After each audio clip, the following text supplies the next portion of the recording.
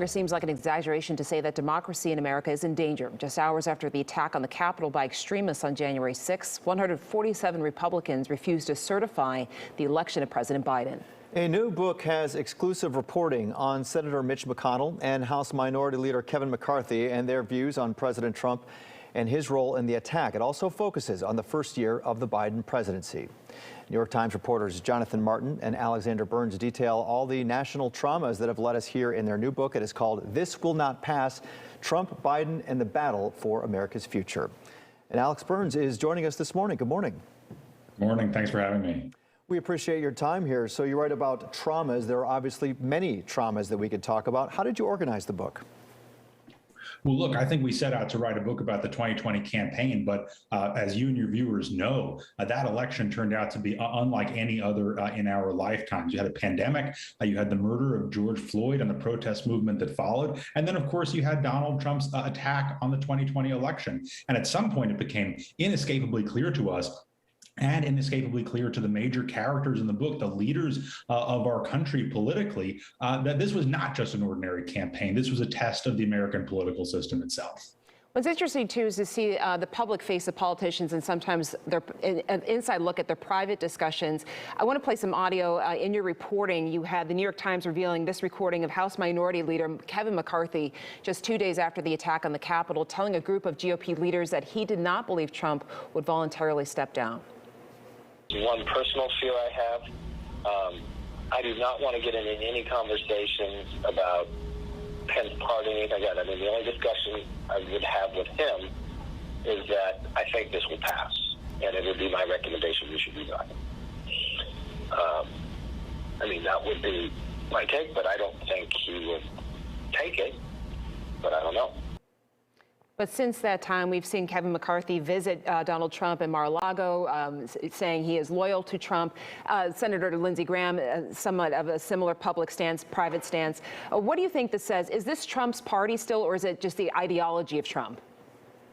Well, I think when it comes to Kevin McCarthy individually, it's very, very clear that he has made the choice to be essentially Trump's man in the House. And look, I think what you just said about the gap between what political leaders say in public and what they say in private is one of the central themes of this book in both parties, that the gap between what Republicans like Kevin McCarthy will say on television or to Donald Trump's face and what they say in private, just expressing total contempt or fear of him, describing him as a threat to democracy that has to be contained. You know, you played one clip of Kevin McCarthy. There are other clips of him talking about potentially using the 25th Amendment to remove Trump from office by force through the cabinet and action of the cabinet and the vice president. This is extraordinary stuff. And the reality that as we talk here today, about a year and a half later, you see Kevin McCarthy making every effort to show the world and show the Republican Party and his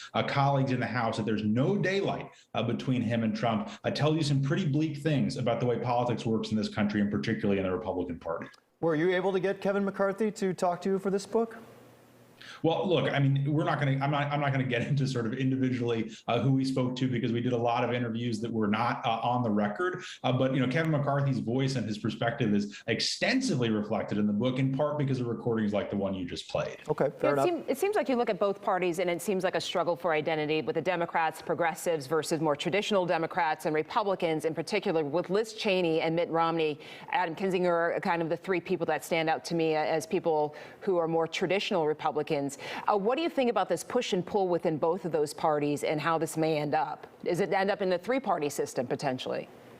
Look, I think if we had a somewhat different political system, you know, something more like what they have in Europe, where, you know, parties get formed and created and dissolved every couple of years, I think it's obvious that both of our major political parties would have broken up. We spoke to a very senior Democrat in the House for the book, and this is actually not quoted in the book, who is saying that if the Democrats were a European political party, they would actually be like 10 different political parties working together in a kind of loose coalition. And, you know, look, that's one of the things that we depict in this book is that Joe Biden comes into office, the Democrats come into power in Congress as this huge anti-Trump coalition, right? Everybody from, people just to the left of Adam Kinzinger to people just to the right of, or all the way to the left where AOC and Bernie Sanders sit, right? But once you get into power, it becomes a whole lot more complicated to get those people together behind an agenda that isn't just getting Trump out of there and getting him out of there as fast as possible. You also write about the Obama-Biden rivalry. We haven't heard a lot about that. What did you discover?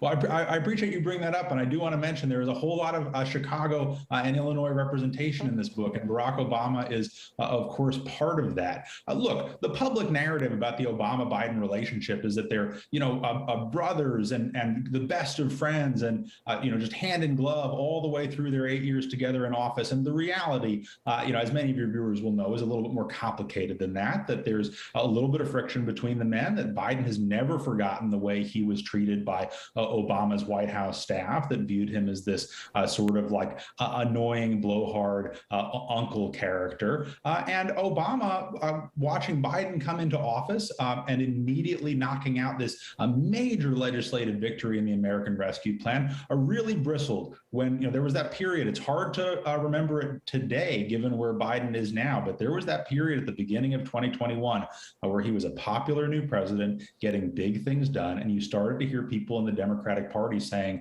this guy could be a bigger figure than Obama, and Barack Obama didn't like that.